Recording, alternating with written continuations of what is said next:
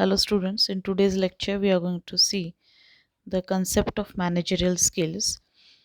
As you know, each profession or each job requires a person to have certain kind of skills to enable his job very effectively, and these skills depends upon the type of duties and the functions involved in it.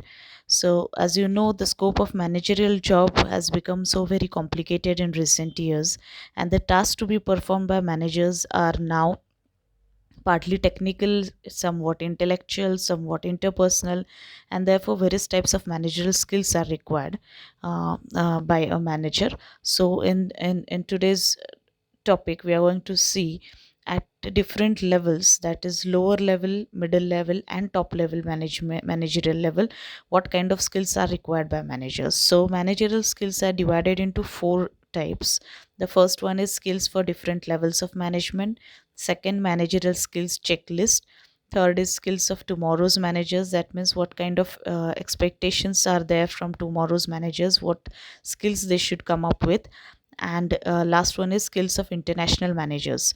So at international level, as you know, that the world has become a global village.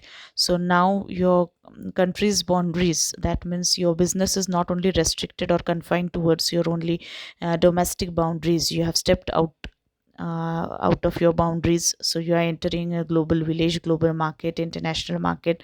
So definitely the expectations or the way the managers have to deal with variety of people from coming from different culture, different society, different countries, different languages. You have to deal with them, you have to tackle them, you have to bring their efforts together and achieve your own objectives. So naturally, what kind of skills are required at international level for international manager, that we are going to see. Okay, so beginning with the skills for different levels, here we are going to see at three managerial levels. As you all know, that there are three management levels: top, middle, and lower level. So in this, the first one is technical skill. These are the skills required for first line or lower level managers. They enable the managers to use their knowledge of tools, techniques, how to handle the equipments, procedures which are specific to that particular field. For example, taking a interview is a skill of a personnel manager. Then operating a machine is a technical skill of foreman. Okay, so these are the technical skills which are required at lower level, managerial level. As you climb up the higher hierarchical level, the importance of such kind of skills gets reduced. Okay, so these skills become relatively less important as managers climb the higher hierarchical level. So if you climb the second level, that means the middle level management managerial level, in that, at that level you require human skills. That is the second point: human skills or interpersonal skills. Now, what is human and interpersonal skill? It means how to deal with people. Okay, and dealing with people is a difficult job. You must have good communication, you must have patience, you must have good psychology, you must have knowledge of psychology rather. You must know how to tackle people. So it is a group of skills that enables the manager to work effectively with others. Doing the work all alone is very easy, but getting work done through people is very difficult, and that is management. And every manager must have this human and interpersonal skill, especially those managers who are working at middle level management. Okay, so these middle level managers are link between lower level managers and top level management, and therefore their role is more important.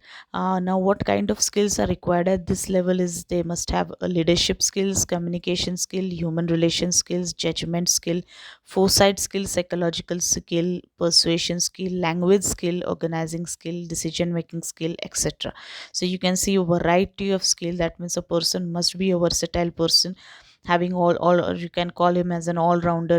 He must be a good leader also, he must be a good communicator, he must have a good convincing ability, he must be a good motivator as well, he must be able to understand the psychology of different people, right? He must be having a good foresight also, he must be able to judge properly, he must be able to handle people in a good manner, maintain human relations. So all sorts of important skills are required at this middle level management.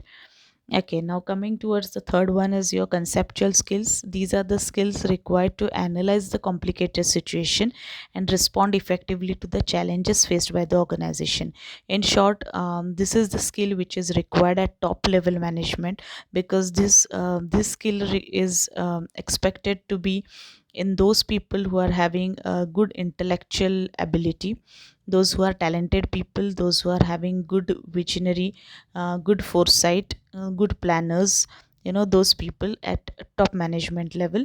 So these are the people who should be able to analyze the internal as well as external environment of the organization, what sort of things are happening in the external organization or external environment, for example technological environment, market environment, international environment, regulatory environment. So what all things are happening in external environment, you must be able to find it out, collect the information about it, and then you have to analyze that how the effects or whatever factors which are going to interact in the external environment, how these factors are going to bring about certain opportunities, challenges, or threats for the business.